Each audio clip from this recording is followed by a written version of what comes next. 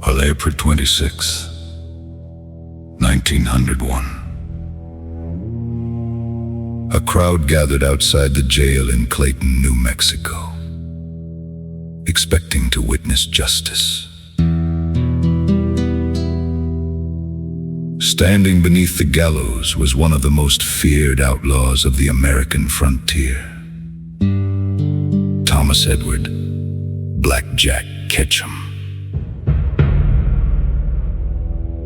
For years, newspapers painted him as a ruthless train robber, a cold-blooded killer, and a man who seemed impossible to stop. But no one who gathered that afternoon expected they would become part of history. Because what happened next was so shocking, so horrifying, that witnesses would speak about it for the rest of their lives. One mistake, one miscalculation,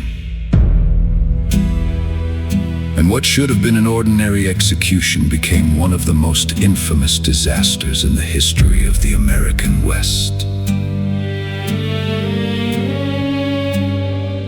This is the true story of Black Jack Ketchum, the outlaw whose execution went terribly wrong. Welcome to the Crime and Punishment Vault.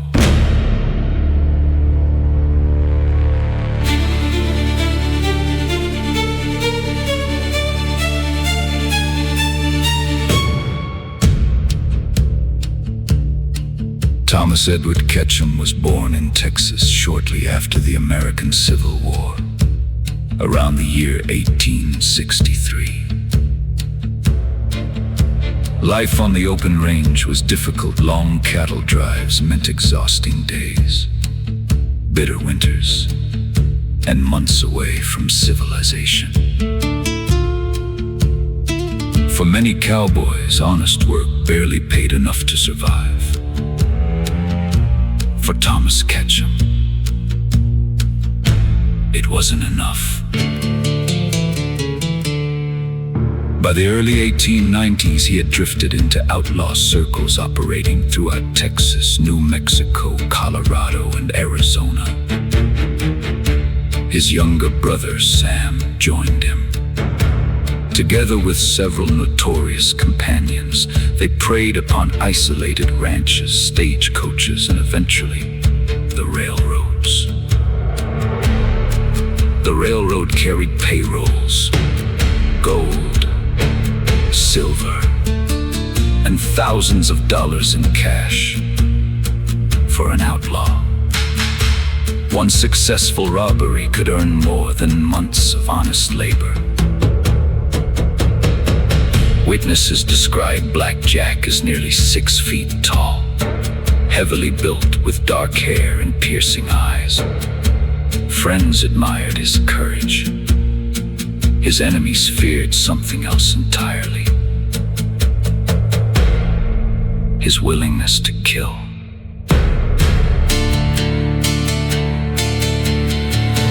Ironically, the robbery that sealed Black Jack's fate was not his greatest success. It was his greatest failure. During the summer of 1899, members of the Ketchum gang attempted to rob a Colorado and Southern Railway train near Turkey Canyon. The robbery collapsed into a violent gun battle. Sheriff Edward Farr was killed. Sam Ketchum was mortally wounded. Although he survived long enough to stand trial, he died only weeks later.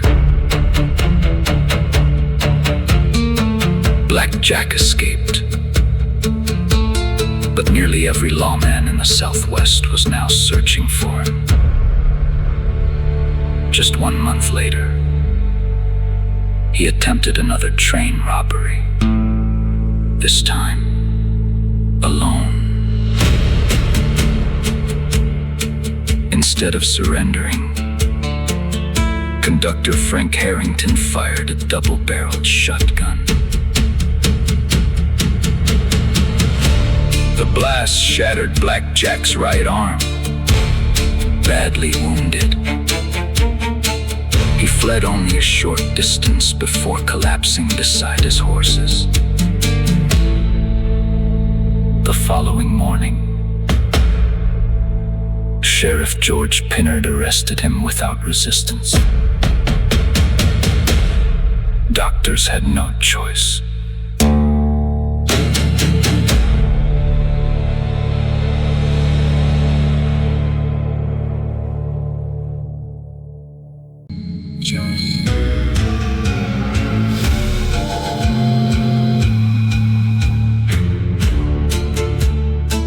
His right arm had to be amputated.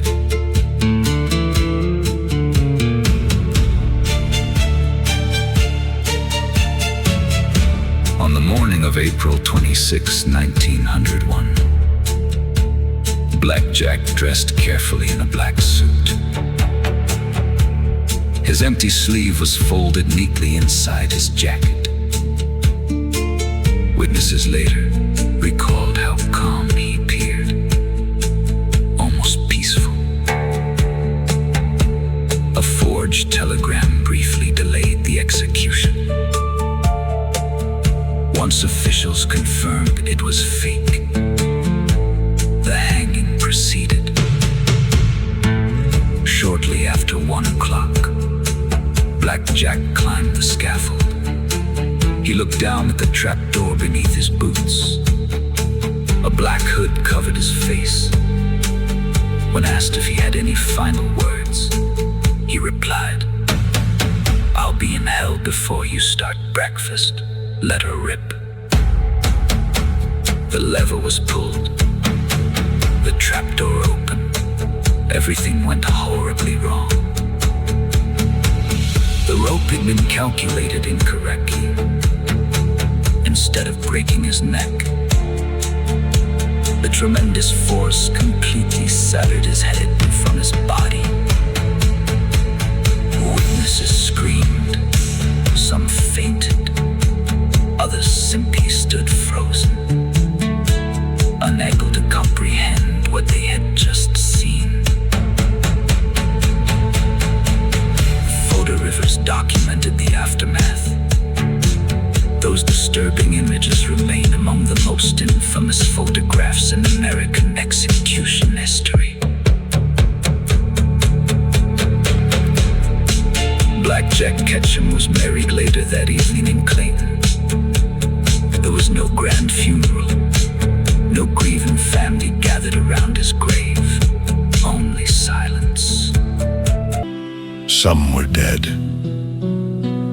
Some imprisoned. Others simply vanished. Although Billy the Kid became the better-known legend. Many historians believe Black Jack Ketchum was every bit as ruthless. Perhaps even more so. His story survives today. Not because of the robberies, not because of the murders, but because of the horrifying way his life ended.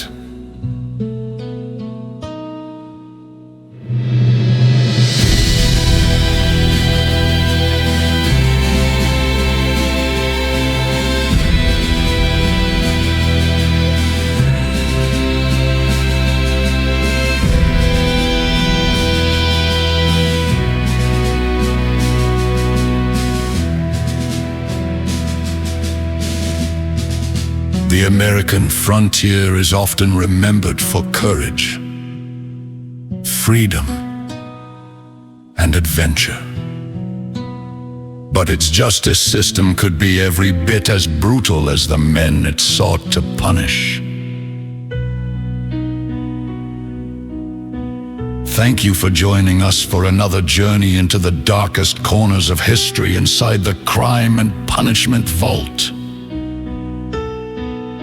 If you enjoy carefully researched stories about infamous outlaws, notorious executions, prison history, and the evolution of criminal justice.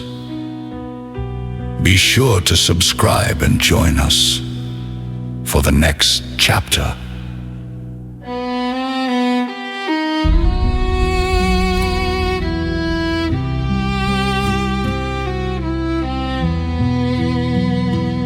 Until next time, the vault closes.